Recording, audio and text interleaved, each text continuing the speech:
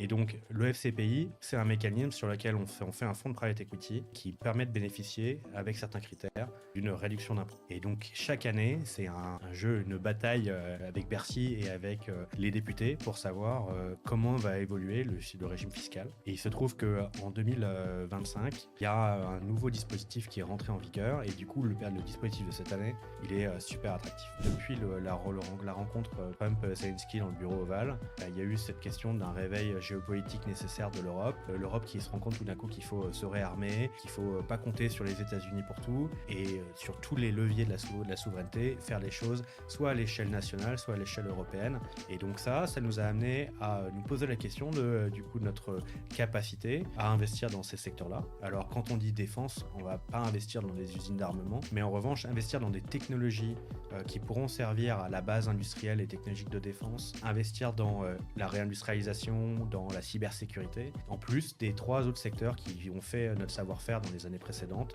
donc le monde de la technologie, de l'intelligence artificielle, le monde de la transition énergétique et celui de la santé.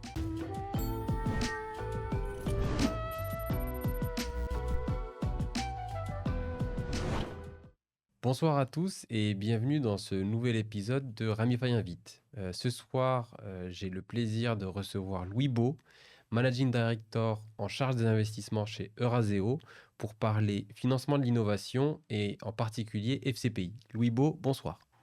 Oui, bonsoir Samy et bonsoir à tous. Assez rapidement, et c'est un petit peu la coutume, est-ce que tu pourrais te présenter ton parcours à nos auditeurs? Volontiers, donc je m'appelle Louis Bau, je fais de l'investissement depuis une quinzaine d'années chez Eurazeo. Donc mon métier de tous les jours, c'est de sélectionner les meilleurs entrepreneurs et ensuite de les accompagner pendant les 5 à 10 ans pour lesquels on va rester au capital. Donc je fais ça chez Eurazeo, et Eurazeo, en quelques mots, c'est historiquement le family office des fondateurs de la banque Lazare. Et donc ça représentait un petit pactole de 7 milliards d'euros d'actifs qui était du coup leur argent. Et ils ont décidé, on a décidé il y a une dizaine d'années de faire de l'investissement pour compte de tiers, et donc du coup de proposer à des investisseurs de venir abonder ces sommes-là dans tous les métiers du private equity dans lesquels on est spécialisé. Donc aujourd'hui, c'est une équipe un peu partout en Europe et un petit peu aussi en Asie de 400 personnes dans tous les métiers du private equity. Et donc 37 milliards d'actifs sous gestion. 37 milliards sur à peu près toutes les stratégies private equity. Ouais. Et aujourd'hui, on va parler en particulier du financement de l'innovation, on peut appeler ça comme ça. Et on reviendra sur votre portefeuille qui, pour ceux qui ne le savent pas, je pense, fait partie des plus beaux portefeuilles du paysage des fonds venture ou des fonds de private equity français, avec du Doctolib, du Mistral, ce qui vous permet, je pense, de vous démarquer sur ce marché. Mais on y reviendra et ça fera l'objet de la présentation. Donc, sans perdre de temps, je pense qu'on peut commencer à rentrer dans la présentation. Il y a plusieurs choses intéressantes que tu vas nous présenter aujourd'hui. Donc, on va reprendre le dispositif FCPI, mieux le comprendre, et surtout, si tu peux mettre l'accent sur les changements 2025, parce qu'il y a des choses qui changent entre l'année dernière et cette année. Et ensuite, on sera ravis de comprendre un petit peu mieux comment est-ce que vous faites concrètement vos investissements, comment est-ce que vous constituez les fonds et à quoi peuvent s'attendre les investisseurs de ces 10 fonds. Ouais. Super. Allons-y. Première slide, loi de finances 2025. Qu'est-ce que tu peux nous dire sur les changements? À quoi est-ce qu'on doit s'attendre? Je suis certain que vous n'êtes pas tous familiers de la mécanique des FCPI. Le mécanisme est simple, c'est un fonctionnement assez ancien. Là, on est en plein dans la loi de finances 2026, le budget 2026. Et donc, chaque année, il y a des atermoiements politiques pour savoir où est-ce qu'on essaie de router l'épargne des Français. Et un vieux dispositif français qui a fait émerger toute la tech française, c'était ces FCPI qui, à partir de la fin des années 90, avant que les institutionnels rentrent dans le marché, a permis de faire émerger les premières licornes françaises. Et je pense à des boîtes comme Mythic, puis avant Dailymotion, Deezer, etc. Tout ça, c'est des sociétés, Criteo, c'est des sociétés qui ont été financées d'abord par les FCPI, et surtout les FCPI d'Idinvest, qui était une boîte qui était rachetée par Eurazeo. Et donc, le FCPI, c'est un mécanisme sur lequel on fait un fonds de private equity, qui permet de bénéficier, avec certains critères, d'une réduction d'impôt. Et donc, chaque année, c'est un jeu, une bataille avec Bercy et avec les députés pour savoir comment va évoluer le régime fiscal. Et il se trouve qu'en 2025, grâce notamment à l'aide d'un député qui s'appelle Paul Midi, il y a un nouveau dispositif qui est rentré en vigueur et du coup, le dispositif de cette année, il est super attractif. Voilà. Donc, si tu veux, je rentre un peu dans les détails de ce qui a changé cette année. Mhm. Mais bon, le principe, c'est ça, c'est vous investissez 10 000 euros et sur les 10 000 euros, il y a une partie que vous allez pouvoir récupérer en réduction d'impôt sur dès la déclaration de l'année suivante. Sachant que l'an dernier, c'était 16%. Donc là, il y a Ouais. une vraie différence. L'année d'avant, je crois que c'était 22. Donc, en fonction. Ça Ouais, fluctue chaque ça année. fluctue, ouais. Cette année, c'est une bonne année. Les meilleures années, c'était quand il y avait l'ISF. Alors là, c'était 40-50%. Mais bon, il n'y a plus d'ISF et on est content qu'il n'y ait plus d'ISF. Voilà. Donc là, pour la réduction cette année, c'est une réduction de 25% sur le montant que vous souscrivez sur le fonds. Donc, vous investissez 10 000 euros, vous avez 2 500 euros de réduction d'impôt. Et est-ce que, peut-être une question, je ne sais pas si tu auras la réponse, mais qu'est-ce qui explique que, par exemple, cette année, grâce à Paul Midi, on ait cette augmentation-là? C'est quoi? C'est l'économie? Qu'est-ce qui peut expliquer ces changements? Ce que veut le politique, c'est essayer de router un maximum l'épargne des Français vers l'innovation et la réindustrialisation. Et pour faire ça, il n'y a pas 36 000 moyens. Et il faut. Et donc, chaque année, on essaye d'inventer un peu des nouveaux trucs, mais cette année, ce qu'on a réussi à faire chez Euraseo, c'est un dispositif qui cumule, en fait, qui est un fonds hybride qui permet de cumuler deux réductions d'impôts. La réduction d'impôt qu'on appelle IRPME et le dispositif IRGEI. IRGEI, c'est le nouveau dispositif et IRPME, c'est le dispositif ancien qui a été un petit peu boosté cette année. Voilà. Ok. Et on est les seuls à avoir réussi à structurer un véhicule comme ça. Donc voilà, il n'y a pas d'autres fonds à 25% de réduction d'impôt et déplafonner les niches fiscales. Parce que le vrai gros changement cette année, le vrai deuxième gros changement, c'est le fait que jusqu'à présent, les FCPI, vous étiez un petit peu capés dans les montants au maximum que vous pouviez investir tout en bénéficiant de la réduction d'impôt. C'était déjà assez significatif, mais 12 000 euros pour une personne seule, 24 000 euros pour un couple. Et surtout, ça rentrait dans le plafonnement global des niches fiscales. Donc, si vous avez des aides à domicile, etc., et ben, ça vient gréver le montant maximum de réduction d'impôt que vous pouvez obtenir. Et il se trouve que le deuxième dispositif, le IRGEI, JEI pour Jeunes Entreprises Innovantes, ce dispositif-là, ils ont réussi à le déplafonner des niches fiscales. Et donc, ça fait qu'au global, on peut aller chercher des montants de réduction d'impôt qui sont bien supérieurs. Ce qui fait que là, on a commencé la commercialisation du fonds il y a 2 mois, un mois. Et ce qu'on voit dans les premières semaines, c'est que le montant moyen souscrit par les particuliers, il est 2,5 fois le montant qui était souscrit l'année précédente. Ça, c'est lié au fait que du coup, vous pouvez maximiser la réduction d'impôt jusqu'à 30 000 euros pour une personne seule et 60 000 euros pour un couple. C'est les montants qui sont très significatifs. Donc, 30 000 euros pour une personne seule, vous avez 7 500 euros de réduction d'impôt. 60 000 euros pour un couple, vous avez 15 000 euros de réduction d'impôt. Ouais, c'est très significatif.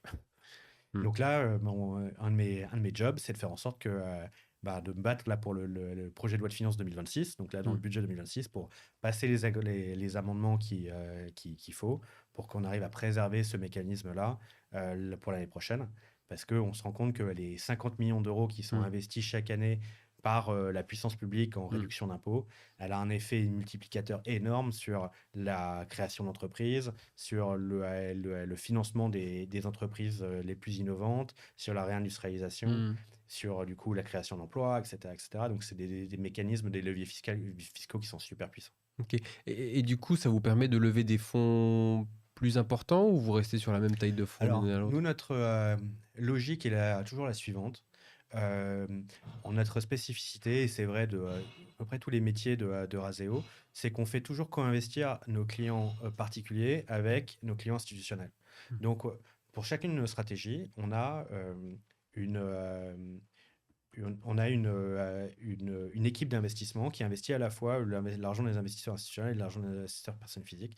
Ce qui fait qu'on n'a pas trop ce problème de dire on a une taille maximum de fonds, parce qu'on a des équipes qui sont très nombreuses euh, pour les gérer. Et on trouve que voilà, ce fonds-là, cette année, on a une taille cible de 70 millions d'euros et probablement on va pouvoir la dépasser, peut-être aller chercher 100 millions d'euros, ce qui est des tailles sur lesquelles on sait qu'on n'aura jamais de problème de profondeur de deal flow. On a des secteurs voilà, un scope d'investissement qui est très vaste. Ok, ok, très bien. Ok. Et peut-être une dernière question. Est-ce que vous avez des intuitions sur l'année prochaine? C'est-à-dire qu'est-ce que ce mouvement, ce nouveau budget 2026, est-ce que vous pensez qu'il est là pour durer ou c'est juste une année Alors, à l'heure où on se parle, l'amendement est passé. Mhm. Il a été soutenu par une vaste majorité des partis à l'Assemblée. Mais comme vous le savez, le budget cette année, il va être très discuté. Mhm. Donc on ne sait pas quelle va être la dernière version du budget qui va Ok. sortir de l'Assemblée, si ça va passer par Mhm. ordonnance, etc. Et donc c'est un peu tôt pour se dire voilà, à quelle sauce on va être Mhm. mangé l'année prochaine. Donc Pour faut en le moment, profiter. voilà, là, Mhm. bon, voilà, il faut en profiter cette année. Mhm. Et si tout va bien, on devrait pouvoir le préserver l'année prochaine. Il y a quand même beaucoup de partis qui se mettent d'accord sur le fait que c'est du bon sens. Il vaut mieux voilà, financer l'économie réelle, Mhm. des entreprises à taille humaine. C'est Et là où il y a le plus obligatoirement d'impact. française. Obligatoirement européenne. D'accord. Mais si tu veux, je te présente un petit peu du coup les Oui, investissements qu'on réalise et un peu quels avec sont les plaisir. critères Ouais, que qu'on tout ait ça. tout un peu votre thèse d'investissement, comment marche le fonds. Alors, les secteurs dans lesquels on a investi, je pense que c'est super important. Euh, l'autre nouveauté cette année, c'est que depuis la rencontre, tu te souviens, Trump-Zelensky dans le bureau ovale, il y a eu cette question d'un réveil géopolitique nécessaire de l'Europe. L'Europe qui se rend compte tout d'un coup qu'il faut se réarmer, qu'il faut pas compter sur les États-Unis pour tout, et sur tous les leviers de la souveraineté, faire les choses soit à l'échelle nationale, soit à l'échelle européenne, mais en tout cas, voilà, pas trop dépendre des autres superpuissances. Et donc ça nous a amené à nous poser la question du coup, de notre capacité à investir dans ces secteurs-là. Alors, quand on dit défense, on va pas investir dans des usines d'armement. C'est pas les choses sur lesquelles on aurait un savoir-faire particulier. Mais en revanche, investir dans des technologies qui pourront servir à la base industrielle et technologique de défense, investir dans la réindustrialisation, dans la cybersécurité, ça, c'est des choses sur lesquelles on se rend compte qu'on avait déjà un track record historique. En plus des trois autres secteurs qui ont fait notre savoir-faire dans les années précédentes, que tu vois ici sur ce slide. Donc le monde de la technologie, de l'intelligence artificielle, le monde de la transition énergétique et celui de la santé. Voilà. Donc du coup, c'est un fonds qui a vocation à investir dans ces quatre méga tendances. C'est que des secteurs qu'on a retenus parce que, un, on est bon, et deux, on a la certitude que ce sont des tendances qui vont pas s'arrêter du jour au lendemain, parce que comme on investit sur des cycles de 5 à 10 ans, il faut que le secteur il soit à la mode à Hmm. l'entrée, mais également à la sortie. Il faut éviter les effets de cycle ou les effets de mode. Hmm. Alors, si tu veux, on rentre un peu dans les détails des secteurs dans lesquels on investit. Juste pour te donner quelques exemples d'entreprises. Alors ça, c'est pas les entreprises qu'on a trouvées dans les journaux, hein, c'est les Hmm. entreprises dans lesquelles on a investi dans les 2 dernières années. Command AI, par exemple, c'est une société qui permet de faire de la planification d'opérations militaires avec de l'intelligence artificielle, donc de simuler des opérations militaires pour entraîner les forces armées, qui est déjà utilisée par l'OTAN et par les forces françaises. Exotrail, c'est dans le menu spatial, comment prolonger la durée de vie des satellites, à la fois civils et militaires. On aime bien quand les technologies peuvent servir à la fois aux civils et aux militaires. Audaceva, c'est une société dans la cybersécurité, la confidentialité des données pour les grandes entreprises et pour les institutions, les activités critiques. Euh, et après, je vais aller rapidement sur les autres secteurs, Mhm. mais voilà, les investisseurs de nos FCPI les années précédentes ont la chance d'être investisseurs dans Mistral, Mhm. qui est le chat GPT français. On a investi dans la société au moment de sa création. Mhm. Elle a fait déjà x20 depuis. La valorisation aujourd'hui, elle est de 12 milliards d'euros.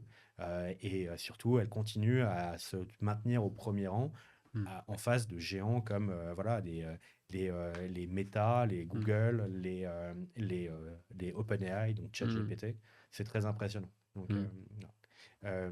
Legal Place, c'est une entreprise qui permet d'immatriculer son entreprise en ligne et ensuite faire la compta. Bah, c'est mine de rien une entreprise sur 6 créée en France chaque année Mhm. qui est créée sur Legal Place. Mhm. Et les deux autres secteurs rapidement. Euh, Transition climatique, transition énergétique. On investit dans des sociétés comme Electra. Electra, c'est un leader des bornes de recharge ultra rapide. C'est une société qui n'existait pas il y a 4 ans et qui aujourd'hui voilà, fait partie du top 4 à l'échelle européenne. C'est voilà, c'est très, très impressionnant.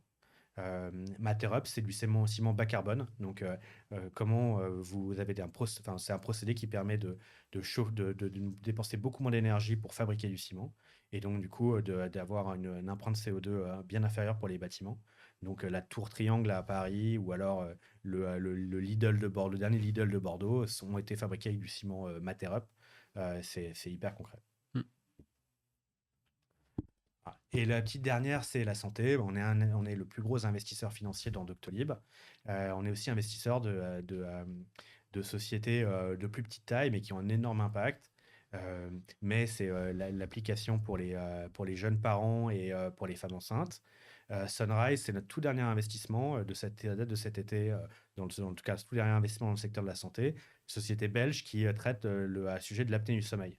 L'apnée du sommeil, c'est 15% de la population mondiale voilà, qui est affecté d'une manière ou d'une autre. Et donc, probablement, si vous ronflez la nuit et que votre partenaire de sommeil vous donne des coups de coude, c'est probablement que vous avez une forme plus ou moins grave d'apnée du sommeil. Et donc, la manière dont l'apnée du sommeil est traitée d'habitude, c'est on va vous faire passer une nuit à l'hôpital, vous mettre plein d'électrodes, et ensuite, si vous avez une forme très grave d'apnée du sommeil, on va vous demander de porter un masque la nuit pour respirer. Bon, c'est des sujets qui sont, enfin, c'est très invasif. Mhm. Ce que Sunrise a inventé, c'est d'abord un petit dispositif qui se met sur la mâchoire pour arriver à détecter Mhm. l'apnée du sommeil sans avoir besoin de passer une nuit à l'hôpital. Et puis, c'est un petit bandeau qui se met sur les oreilles.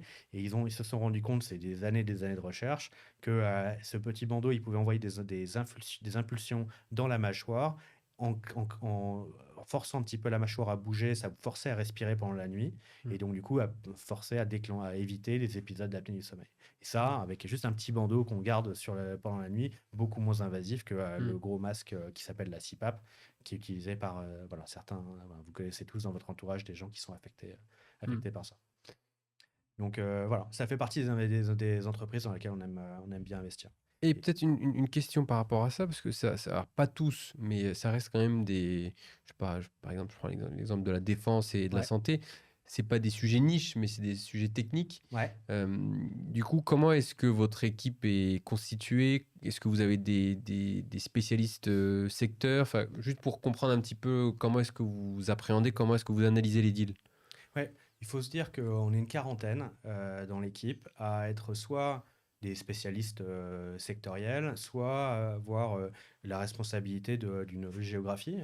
Il faut sourcer des deals un petit peu partout en Europe. Mm. Donc, parmi nous, il y a des gens qui sont spécialisés dans la cybersécurité, d'autres qui ont fait beaucoup d'investissements dans l'intelligence artificielle, d'autres dans la santé. Donc, par exemple, la personne chez nous qui fait le plus d'investissements en santé, c'est un ancien de Doctolib qui avant était dans un cabinet de conseil Mm. spécialisé dans le conseil à l'industrie pharmaceutique.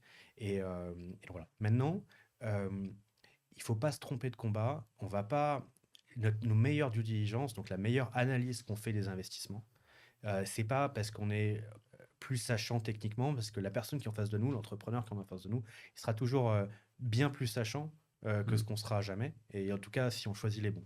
Et donc, 80% de notre analyse, c'est une analyse sur les hommes, donc sur choisir les bons entrepreneurs qui vont eux-mêmes choisir des bonnes technologies.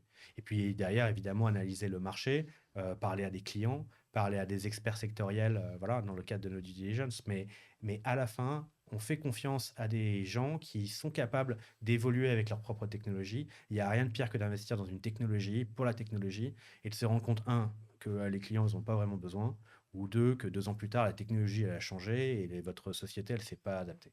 Voilà. Très clair. Très bien. Mais on peut passer à la stratégie du fonds. Ça, je sais que ça intéresse les auditeurs. De rentrer dans le détail du fonds. Donc, je te Donc, laisse. donc, parmi les choses que... alors, j'ai déjà dit un certain nombre de choses, mais euh, pour se représenter, un fonds d'investissement comme celui-ci, c'est un fonds qui va investir dans 15 à 20 sociétés. Et ces sociétés-là, elles ont en général elles font entre 30 et 250 employés.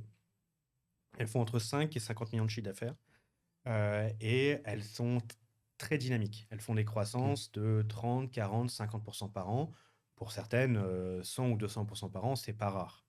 Est-ce qu'on peut dire que, si pour reprendre des termes classiques du monde du PE, Ouais, que c'est du gros? tu as, tu as un peu de tout. Tu as ce qu'on appelle parfois du venture, donc c'est investir dans des sociétés assez jeunes. Mhm, Tu as du gros, c'est-à-dire des sociétés qui sont encore très dynamiques, euh, mais qui ont déjà une bonne assise, leur business model est prouvé. mhm, Et puis, tu as les sociétés qu'on appellerait peut-être plus capital développement ou private equity au sens général.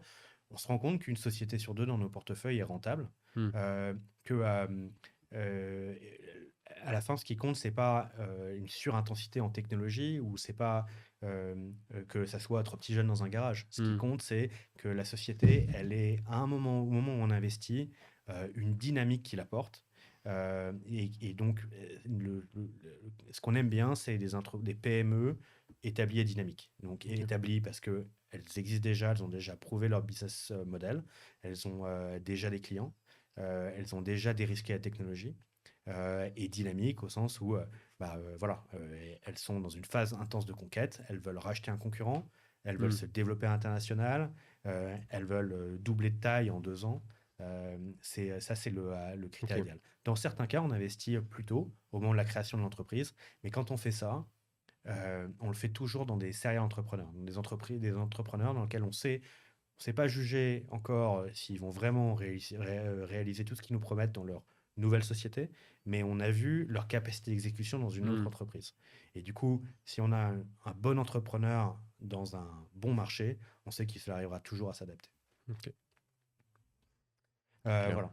Euh, en- euh, la, la petite nouveauté cette année, c'est aussi qu'on formalise la manière dans laquelle on investit. Dans la plupart des cas, on est des investisseurs minoritaires actifs. C'est super important. Ça veut dire que euh, on va pas faire quand on investit dans une entreprise, on rachète pas l'entreprise, on va pas faire le travail de l'entrepreneur à la place de l'entrepreneur. On va souscrire à une augmentation de capital pour permettre de financer son développement. Et donc, on va à ce moment-là détenir 10, 15, 20, 30% du capital de l'entreprise. Et euh, on va être minoritaire mais actif, au sens où, évidemment, on va être présent au conseil d'administration des entreprises et on va développer tout un savoir-faire, toute une plateforme de services avec des gens chez nous qui sont spécialisés dans les aider à accompagner, à recruter des talents, à se développer à l'international, à anticiper leur sortie, donc à anticiper le moment où ils vont revendre leur entreprise et nous avec. Hmm. Donc toutes ces personnes-là, c'est voilà, ce qui crée aussi la raison pour laquelle certains entrepreneurs décident de travailler avec nous plutôt qu'avec d'autres. Mais ça, c'est le principal moteur de l'investissement, donc des investissements en actions de préférence. On est actionnaire des entreprises pour 5 à 10 ans. Ok. Et on a rajouté une part de 25% d'obligations convertibles. Ça nous permet quoi? Ça nous permet de mieux piloter la liquidité du fonds, donc être capable plus vite de rendre de l'argent à nos Hmm. investisseurs, parce que c'est des obligations qui payent un coupon pendant la durée de 6 ans de Hmm. maturité des obligations. Et donc ça intéresse beaucoup des entrepreneurs qui sont tellement sûrs d'eux, qui Hmm. préfèrent toujours emprunter de l'argent Mm. plutôt que de se diluer en levant, enfin, Mm. en ouvrant leur capital.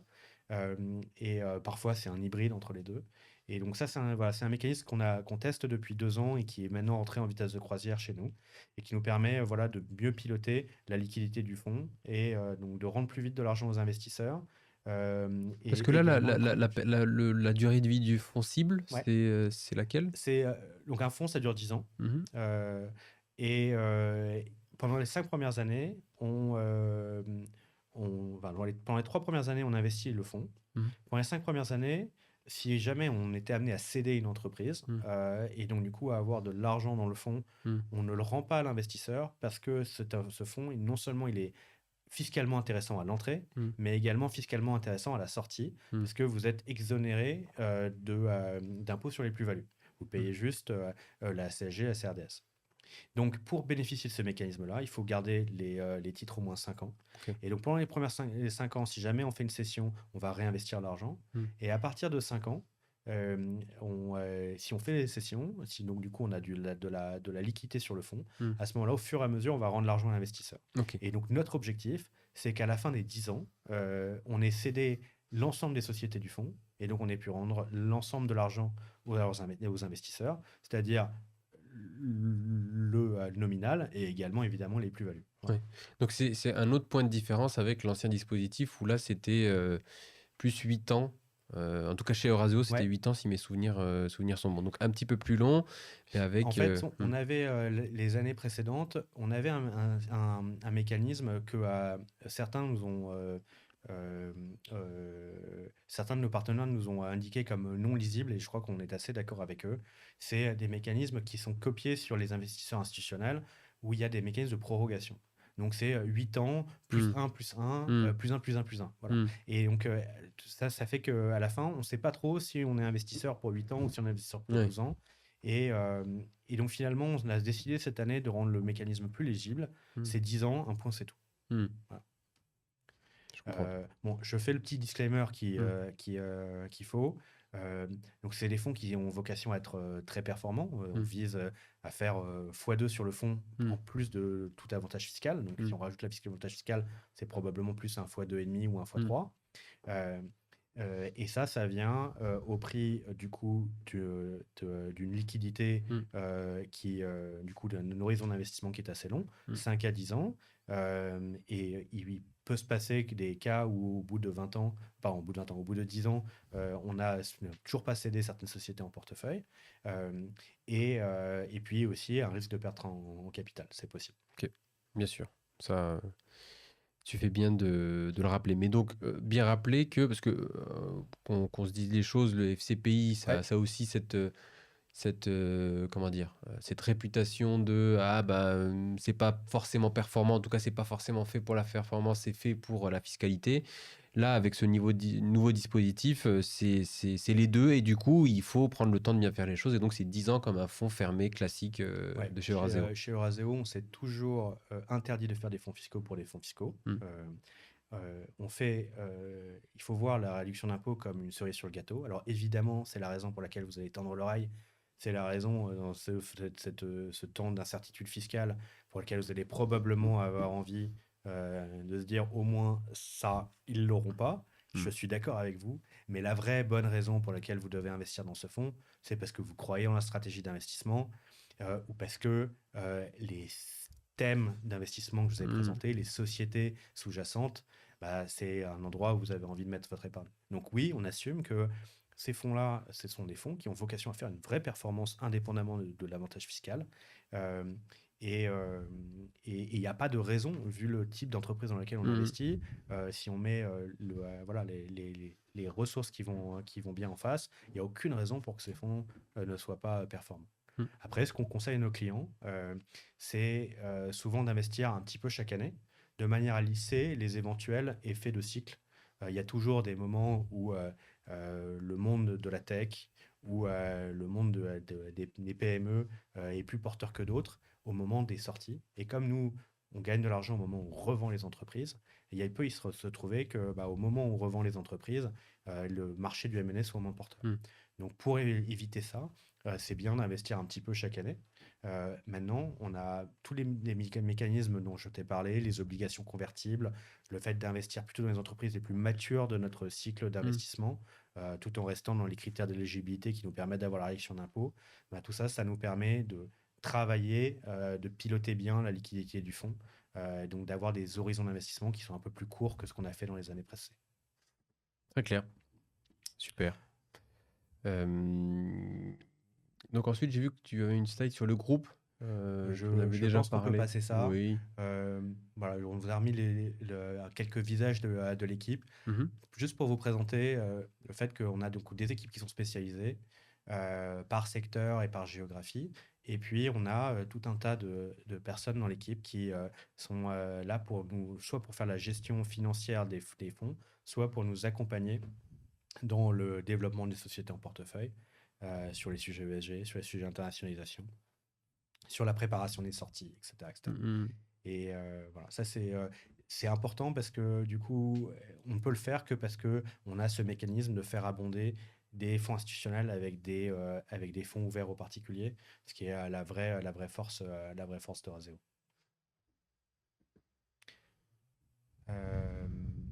Voilà. Chaque année, on représente à peu près un tiers de la collecte des FCPI. On est le plus gros acteur. Et cette année, avec le fonds, voilà, qui est ce fonds hybride qu'on est le seul à avoir su faire cette année, je pense que voilà, on a décidé de doubler notre objectif de collecte. Ok. Voilà. Si tu veux, je te parle de 2-3 entreprises Ouais, du ouais. portefeuille. Ça permet voilà, de voir un petit peu les trajectoires de ces Et entreprises. surtout Mistral, ça va intéresser pas mal de monde. Écoute, si tu veux inviter certains de tes clients, on organise dans 2 semaines un événement assez extraordinaire où on va faire un webinaire un peu comme on fait aujourd'hui avec Arthur Mensch, le fondateur de Mistral, et avec Aurélien Demeaux, qui est le fondateur de Electra, donc deux licornes françaises. Et donc on va faire une discussion un peu à bâton rompu avec eux, 20 minutes chacun. Ça sera voilà. Donc si tu veux inviter certains de tes clients, Ce sera dans on vos vous fera locaux, il me passer semble. des. C'est ça? Non. Ouais, on va voir Arthur Mensch, il sera à distance, Mhm. et Aurélien, il sera avec Ok. nous. Il y aura également Benoît Grossman, qui est le managing partner en charge de l'activité. Et donc voilà, donc c'est vraiment l'occasion de rencontrer et voire de Mhm. poser des questions en direct à ces deux entrepreneurs assez fantastiques. Mais Mhm. donc Mistral, oui, c'est incroyable de se dire qu'en France, on a réussi à créer un concurrent à ChatGPT. C'est des entrepreneurs qui ont fait leurs armes dans la Silicon Valley et qui ont décidé qu'ils n'allaient pas créer leur entreprise aux États-Unis, mais qu'ils allaient le faire en France. Et donc, on a investi au tout début de l'aventure et ensuite, on a réinvesti à chaque tour de table. Mhm.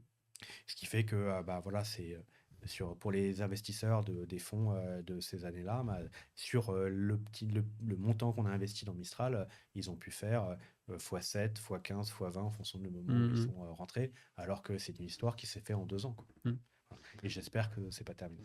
Bah ouais, c'est surtout ça. Il va falloir continuer à injecter de l'argent pour Écoute, que ça suive. la société est très bien financée. Et leur dernière levée de fonds, c'était 1,8 milliard. Et donc, ils ont fait rentrer leur capital Nvidia et ASML, qui est cette société néerlandaise qui fabrique tous les robots qui permettent de fabriquer les semi-conducteurs. Bah, voilà. Donc, on a tendance à dire que les semi-conducteurs, ils sont tous fabriqués à Taïwan.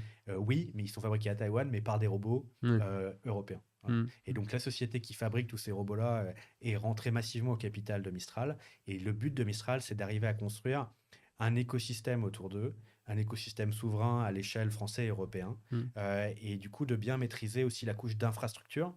On se rend bien compte que avoir du coup des super intelligences artificielles, c'est bien, mais si on maîtrise pas les serveurs qui font tourner tout ça, l'infrastructure qui fait tourner tout ça, finalement on abandonne une grosse part de la valeur in fine à des géants américains. Et donc le but de Mistral, c'est d'être à la fois présent sur la couche des modèles d'intelligence artificielle et également sur l'infrastructure. Ok, c'est intéressant ça. C'est surtout pour éviter l'erreur du cloud Ouais, exactement. qu'on paye encore. Mais donc, mais ça m'intéresse. Du coup, Mistral, première question. Ouais. Est-ce que c'est considéré comme l'entreprise IA numéro 1 en Europe, ou est-ce Ouais. qu'il y a des concurrents européens? Ouais, pas de débat. Réponse est oui. Ok. Ouais. Et est-ce que, parce que pour être dans la cap table, est-ce que vous sentez qu'il y a vraiment un soutien européen? Donc oui, il y a ASML qui est l'entreprise Ouais. européenne, mais parce que je fais le parallèle avec ce qui s'est passé pendant le cloud. Mm. On avait le français OVH Ouais, qui était censé être soutenu et au final, il s'est fait lâcher petit à petit par petits coups. c'est sûr. Est-ce que là, tu sens qu'il y a une dynamique différente et si oui, pourquoi? Ben, je pense que cette fois-ci, alors déjà les jeux, cette fois-ci, enfin, autant dans le cloud, le jeu s'est passé sur une dizaine d'années. Hmm. Il a, en gros, on a tergiversé pendant une dizaine d'années et on s'est pas rendu compte à quelle vitesse nos petits camarades américains se Hmm. développaient massivement. Euh, dans le monde enfin, dans l'intelligence, enfin, la vague de l'intelligence artificielle, les choses sont allées beaucoup plus vite. En l'espace de un an et demi, les jeux étaient faits. Les 5 grosses sociétés qui, à l'échelle mondiale, étaient capables d'avoir la technologie suffisante, les équipes capables de créer ces modèles d'intelligence artificielle et d'acheter la puissance de calcul qu'il fallait pour les faire, pour entraîner ces modèles. Euh, voilà, c'est en un an et demi, les 5 étaient voilà, définis et il n'y en aura pas un sixième. Hmm. Donc, il se trouve qu'à ce moment-là, effectivement, il y a eu suffisamment de push politique pour que tout le monde voilà, converge sur Mistral. Et on n'a pas eu cette phase où les Allemands se disent on va développer notre Mistral à Hmm. nous, et puis les Anglais font pareil, etc.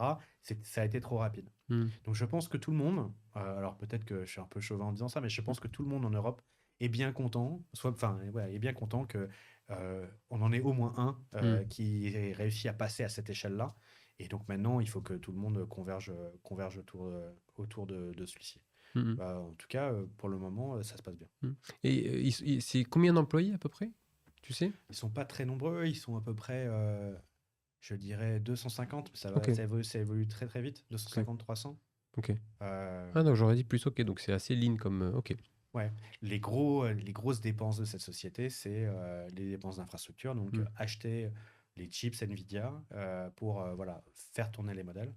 Et ensuite, il se trouve que la société est en train de se développer maintenant voilà, dans la commercialisation de ses offres. Donc, Hmm. comment faire en sorte que les grandes entreprises adoptent massivement Hmm. ces modèles, que les développeurs d'applications voilà, puissent trouver tous les outils Mistral qu'il faut sans avoir besoin d'aller les chercher ailleurs.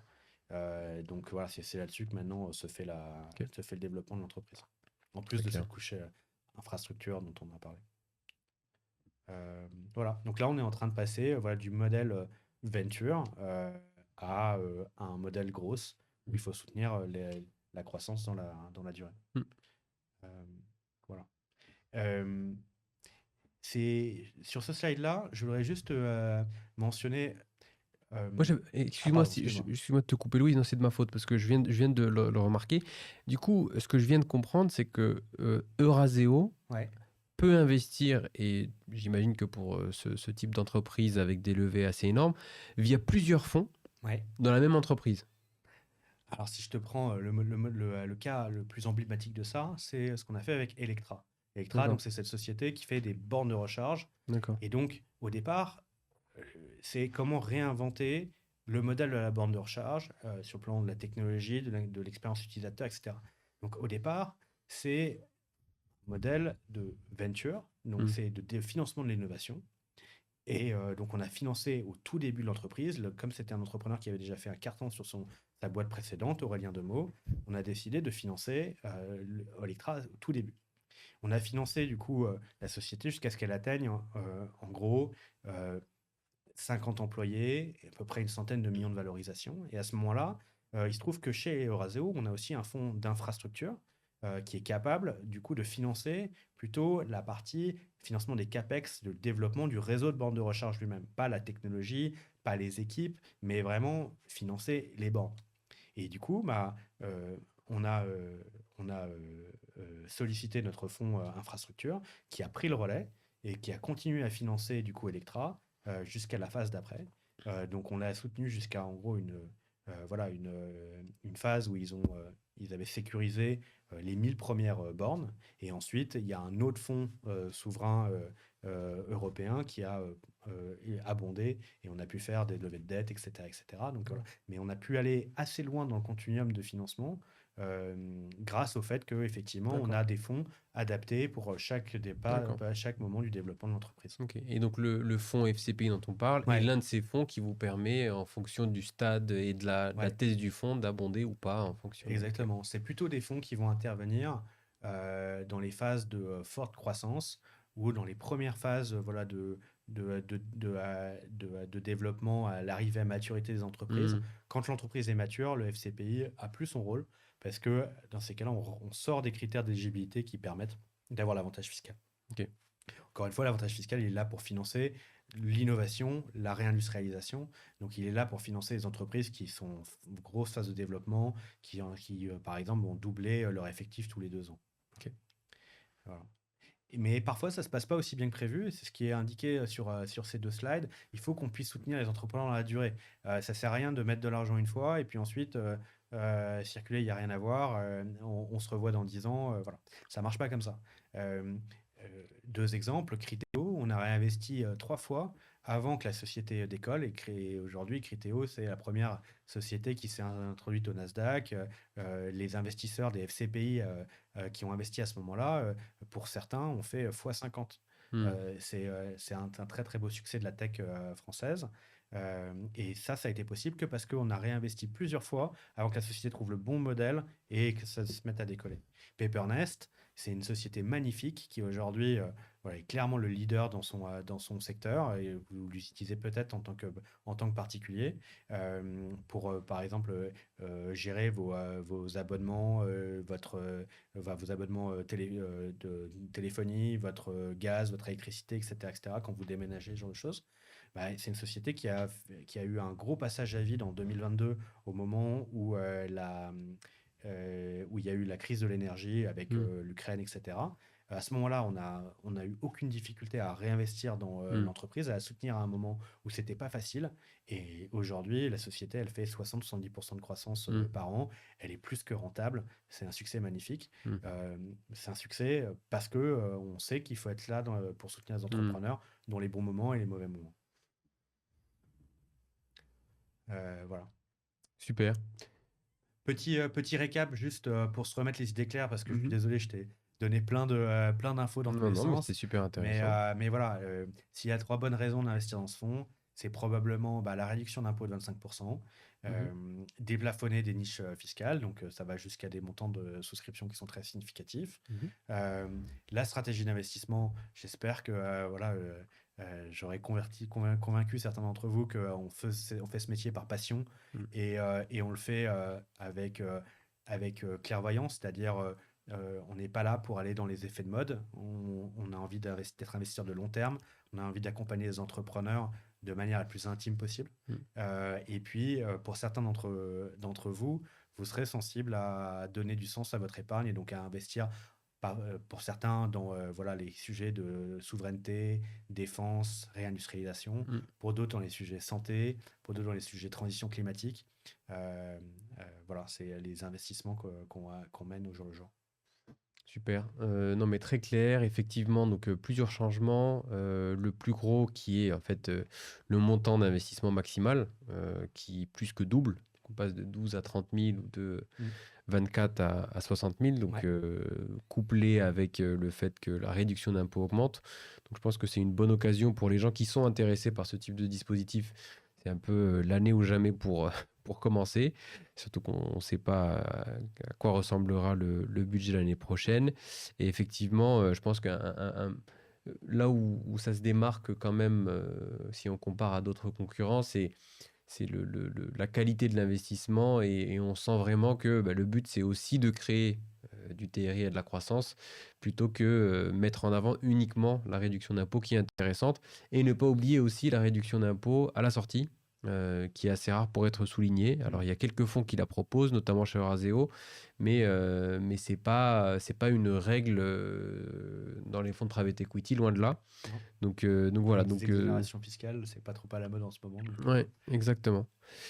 Super. Bah écoute, Louis, merci beaucoup. On a des petites questions. Alors, très ouais. bon signe, il n'y en a pas beaucoup. Ça veut juste dire que tu as été très clair. C'est souvent le cas quand il y a peu de questions. Mais du coup, je vais les prendre quand même. Ça, ce sera assez rapide. Donc, il y en a une qui revient à chaque fois. C'est, voilà, est-ce que tu peux nous donner une idée, sans peut-être rentrer dans le détail, mais de l'historique des performances des fonds les plus anciens? Est-ce qu'il y a des exemples, des très bons exemples, ou alors des Ouais. moins bons exemples? Parce que, bon, voilà, sur je ne sais pas combien de millésimes vous avez eu, il y a souvent des fonds qui surperforment et d'autres qui Ouais. sous-performent. Donc voilà, est-ce que tu peux nous donner des petites informations là-dessus, sur le track record? Ouais. Écoute, il y a eu, il y a eu de tout. Hmm.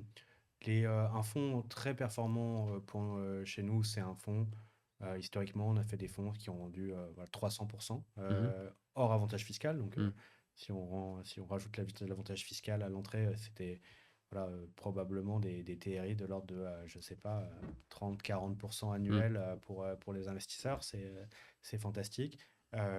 Après, on a beaucoup de fonds qui ont fait entre x1 et x1,5 ou x2 Mhm. hors avantage fiscal. Mhm. Euh, Certains fonds qui sont en négatif, qui font x0, enfin x0,8 par Hmm. exemple, sur des fonds sur lesquels n'ont pas forcément fini leur cycle d'investissement. Hmm. Donc chaque trimestre, on revalorise les sociétés en Hmm. portefeuille, mais le vrai juge de paix, c'est le moment où on cède les entreprises. Et donc, dans certains cas, on a eu des véhicules qui se sont moins bien comportés. Et c'est notamment d'autant plus vrai que dans notre univers, on a eu une, une période d'exubérance des valorisations en 2020-2021, Hmm. enfin entre 2019 et 2021.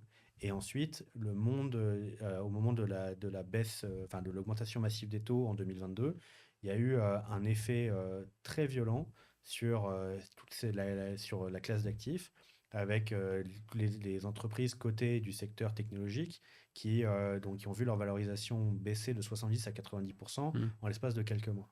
Donc nous, évidemment, on a plein de mécanismes qui font que on n'a pas subi des baisses de 70 ou Hmm. 90%.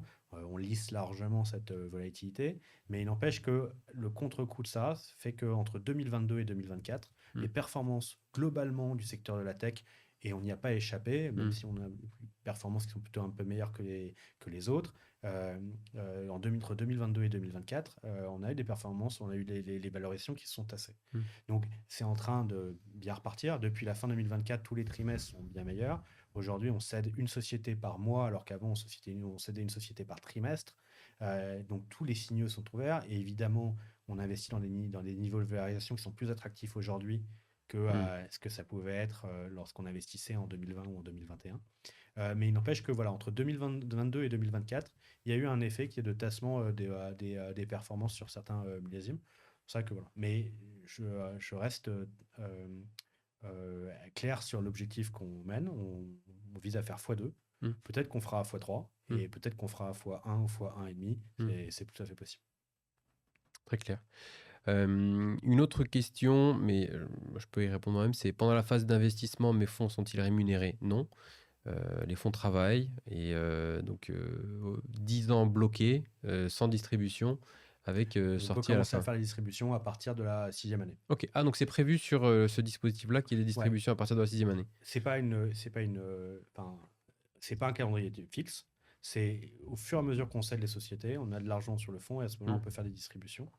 Euh, et donc, pendant les 5 premières années, on s'interdit de faire des distributions pour Hmm. préserver l'avantage fiscal. Et à partir de la sixième année, au fur et à mesure qu'on vend les sociétés, on commence à faire des Ok. distributions. Et notre objectif, c'est qu'à la fin de la 10e année, on ait tout vendu. Et donc, on ait fait la distribution finale. Ok. Question rapide, c'est par rapport aux investissements dans le secteur de la défense. Est-ce qu'il y a une exclusion du secteur des armes ou est-ce que c'est juste pas majoritaire? Alors, on a une politique d'exclusion au niveau du groupe Euraseo qui, en gros, nous indique que on n'a pas vocation à faire des investissements dans des dispositifs, des armes létales offensives. Donc, on va essayer d'investir dans des entreprises qui sont des entreprises plutôt défensives. Là, la société qu'on est en train de regarder en ce moment, sera peut-être le premier investissement du fonds dans le secteur de la défense, c'est une société qui permet euh, de, euh, bloquer des drones qui coûtent pas cher. Ce dont on s'est rendu compte en Ukraine, c'est que où on utilisait des missiles à 1 million d'euros pour bloquer des drones qui valaient 20 ou 30 000 euros. Les drones Shahed, donc les équivalents des drones iraniens, qui sont utilisés par les Russes. Donc ça, évidemment, c'est pas du tout rentable et ça peut pas marcher à l'échelle. Donc la technologie dans laquelle qu'on est en train d'analyser, c'est une technologie qui permettrait du coup d'avoir des intercepteurs de drones qui coûteraient seulement 5 à 10 000 euros et qui permettrait du coup de bloquer des drones low cost avant qu'ils atteignent leur cible sans avoir besoin d'utiliser un missile à 1 million d'euros. Ok. Voilà. Donc là, on est sur un cas d'usage défensif, bloquer des drones qui arrivent sur votre territoire. Donc ça rentre dans notre politique. En revanche, on ne financerait pas, je ne sais pas, une mine antipersonnelle, par exemple. Ok, très clair. Alors, il reste 3 dernières questions qui sont assez rapides et ensuite on sera obligé de clôturer parce qu'on va s'approcher de la fin de l'heure. Alors, une question par rapport aux performances des FCPI, en tout cas les performances annoncées sont souvent plus faibles que celles des FCPR. D'un point de vue, souvent dans les prospectus, les TRI sont plus faibles. Est-ce qu'il y a une raison particulière ou Non, il n'y a aucune raison pour qu'un FCPI soit moins performant qu'un FCPR. Ok. Je parle hors avantage fiscal, donc avec l'avantage fiscal encore plus. La question, c'est est-ce qu'il y a des contraintes réglementaires qui vous obligent à flécher vers des entreprises spécifiques et donc l'univers d'investissement est plus faible? Oui, on a des contraintes, mais à la fin, on parle de milliers d'entreprises qu'on peut financer à l'échelle européenne. Le fait qu'on puisse le faire, pas qu'en France, en général, on investit à peu près 40-50% en France et puis le reste un peu partout en Europe. Voilà, ça fait qu'on a un terrain de jeu qui est super vaste. Et en plus de ça, une réputation dans le marché qui fait qu'on a accès aux bons actifs. Donc, il n'y a aucune raison pour que la performance attendue sur un FCPI soit inférieure à celle d'un FCPR qui, du coup, n'a pas l'avantage fiscal. Ok, très clair. Et 2 dernières questions, et je pense que moi, je peux y répondre. C'est on ne peut pas sortir du fonds avant 10 ans. La réponse est oui. On parle bien de réduction d'impôt et non de déduction d'impôt. Oui. Donc, c'est bien 25% du montant investi qui est directement réduit de vos impôts. Et la date finale de souscription pour l'année 2025, c'est en principe le 31 décembre. Modulo, quand est-ce que vous arrêtez, votre back-office arrête de travailler? Je crois qu'on... je ne veux pas dire des bêtises, mais je crois qu'on arrête les souscriptions le 23 décembre, quelque chose comme ça. Donc, il faut pas traîner. Et de toute façon, vous aurez la date exacte et le récap de toutes les réponses sur la chaîne de mail. Toutes les personnes qui se sont inscrites au webinar vont recevoir toutes ces informations-là à l'écrit. Super, bah écoute Louis, merci beaucoup encore une fois. C'était super plaisir, clair. merci. Et écoute, on sera ravis de t'inviter une prochaine fois s'il y a un nouveau fonds ou si Mistral passe le cap des 100 milliards. On pourra en rediscuter, ce sera avec grand plaisir en tout cas. Mais en tout cas, merci beaucoup. Super. Merci pour ton invitation. Bonne soirée à tous.